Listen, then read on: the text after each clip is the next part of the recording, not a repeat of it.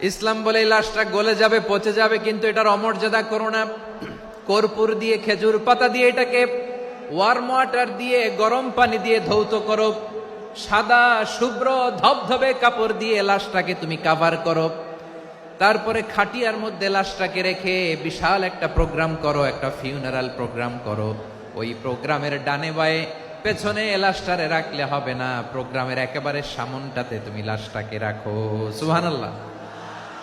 একটা funeral programme করতে হবে, তাকে শেষ বিদায় জানাতে হবে, যেটাকে আমরা জানাজা বলি। কি বলি?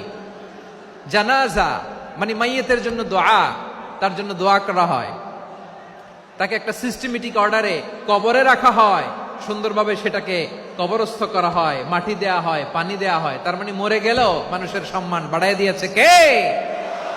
এজন্য আল্লাহ বললেন ওয়ালাকাদ কাররামনা বানি আদম, বনি আদমের সম্মান মর্যাদা আমি আল্লাহ বাড়িয়ে দিয়েছি।